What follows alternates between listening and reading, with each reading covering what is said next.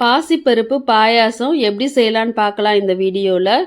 இதுக்கு ஃபஸ்ட்டு நம்ம நல்ல பலாப்பழம் வாங்கிக்கிறோம். பலாப்பழத்தை ஒரு 12 பலாப்பழம் இருக்கிற மாதிரி எடுத்துக்கோங்க. இப்போ அதை நல்லா ஃபைனாக சாப் பண்ணி எடுத்துக்க போகிறோம். உங்களால் எவ்வளோ குட்டியாக கட் பண்ண முடியுமோ அவ்வளோ குட்டியாக கட் பண்ணி எடுத்து வச்சுக்கோங்க. இப்போ அடுத்தது என்ன நம்மளுக்கு தேவைன்னா பாசி பருப்பு. அந்த பாசி பருப்பு ஒரு அரை கப்பு கிட்ட எடுத்துக்கிட்டேன் நான். அதை நல்லா பொன் வறுவலாக வறுத்து எடுத்துக்கோங்க. இப்போ வறுத்தெடுத்த பாசிப்பருப்பை நம்ம வேக வச்சு எடுக்க போகிறோம். அரை கப் பாசிப்பருப்புக்கு அரை கப் தண்ணி ஊற்றிக்கிட்டேன் நான். இதை கொஞ்சம் நல்லா விசில் விட்டு இதையும் நம்ம தனியாக எடுத்து வச்சுக்க போகிறோம். ஒரு 2-3 விசிலில் இது வெந்துடும். ஸோ அதையும் நம்ம தனியாக எடுத்து வச்சுக்க போகிறோம். இப்போ என்னென்னா இதுக்கு தேவையான இனிப்பு எடுத்துக்க போகிறோம். 1.5 கப்பு வெல்லம் வாங்கி இதை நம்ம அரை கப்புக்கிட்ட நான் இதுக்கிட்ட தண்ணி ஊற்றினேன். 1.5 கப்பு வெல்லத்துக்கு அரை கப்பு தண்ணி ஊற்றி இதை நல்லா கரைச்சிருங்க. மண்டை வெல்லம் கிடைச்சா கூட நீங்கள் அதை திருவி 1.5 கப்பு அளவுக்கு எடுத்துட்டு நீங்கள் இதை செய்யுங்க. இப்போ இதை நான் இருத்திக்கிட்டேன். ஜஸ்ட் அந்த வெல்லம் கரைஞ்சால் மட்டும் போதும், அதுதான் பதம். இதை இருத்தி வச்சுக்கோங்க. இப்போ பாயாசம் எப்படி செய்யலான்னு பார்க்கலாம். ஒரு அடி கனமான பாத்திரத்தில் நம்ம கட் பண்ணி வச்சுருக்க அந்த பலாப்பழத்தை ஃபஸ்ட்டு போட்டுக்கிறோம். இப்போ இது கூட நான் 1 கிளாஸ் அளவு தண்ணி சேர்த்துருக்கேன்.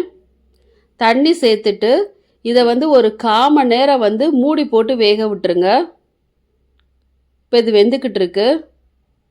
ஒரு 1/4 மணி நேரம் ஆனதுக்கப்புறம் நம்ம என்ன பண்ண போகிறோன்னா ஒரு மத்து வச்சு இதை உங்களால் எவ்வளோ முடியுமோ அவ்வளோ தூரம் இதை நல்லா ஃபைனாக மசிச்சு விட்டுக்கோங்க. ஸோ இந்த மாதிரி நல்லா மசிச்சு விட்டதுக்கப்புறம் நம்ம அடுத்து என்ன சேர்க்க போகிறோம்னு பார்த்தீங்கன்னா பாசிப்பருப்பு. நம்ம வேக வச்சுருந்த பாசிப்பருப்பை இதோட சேர்த்துக்க போகிறோம். இந்த பாசிப்பருப்பும் இந்த பலாப்பழமும் நல்லா கலந்துடணும் கட்டி இல்லாமல்.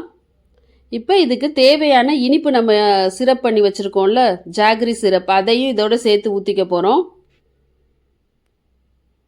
ஸோ அதையும் ஊற்றி இது 3ஐயும் கட்டிப்படாமல் நம்ம கிளறி விட்டுக்கிறோம். இப்போ அடுத்து ஒரு மீடியம் சைஸ் தேங்காவை நான் தேங்காய் பால் எடுத்துக்கிறேன். 2 கப்பு அதாவது தேங்காய் பாலோட 2வது பால் எடுத்து வச்சுக்கிட்டேன், அதை சேர்த்துக்கிட்டேன். இப்போ ஒரே 1 கப் திக்கான பால் எடுத்துக்கிட்டேன். இந்த 2வது பால் ஊற்றி ஒரு 10 நிமிஷம் கொதிக்க விட்டதுக்கப்புறம் நான் ஃபஸ்ட்டு பால் ஊற்றிக்கிட்டேன். இப்போ அடுத்து இதுக்கு தேவையான அளவு ஏலக்காய் பொடி சேர்த்தாச்சு. ஒரு அரை ஸ்பூன் கிட்ட ஏலக்காய் பொடி சேர்த்தாச்சு. இது அப்படியே நம்ம நல்லா கொதிக்கட்டும். இப்போ இதுக்கு நம்ம அடுத்து என்ன பண்ண போகிறோம்னு பார்த்தீங்கன்னா தாளிப்பு பண்ண போகிறோம். ஃபஸ்ட்டு ஒரு நல்லாவே 1 டேபிள் ஸ்பூன் அளவு கிட்ட நான் நெய் எடுத்துக்கிட்டேன். இப்போ அடுத்து தேங்காய் உங்களால் எவ்வளவு ஃபைனாக கட் பண்ண முடியுமோ அவ்வளோ ஃபைனாக கட் பண்ணுங்கள். அதாவது உங்களுக்கு தேங்காய் இந்த பாயாசம் சாப்பிட்றப்ப கடிப்படணும். உங்களுக்கு கடிப்படுறது பிடிக்கலைன்னா துருவி கூட சேர்த்துக்கோங்க கொஞ்சமாக தேங்காய். இப்போ அடுத்து முந்திரி 10 முந்திரி கிட்ட சேர்த்துருக்கேன். கொஞ்சம் உடச்சும் சேர்த்துக்கோங்க, ஏன்னா குடிக்கிறப்போ ஒவ்வொரு வாய்க்கும் உங்களுக்கு முந்திரி பருப்பு கிடைக்கும். அடுத்து கிறிஸ்மஸ் பழம், உலர் திராட்சையை சேர்த்துக்கிறோம்.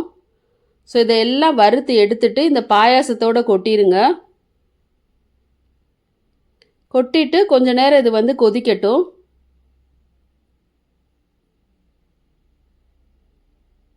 இப்போ நம்ம பாயாசம் ரெடி.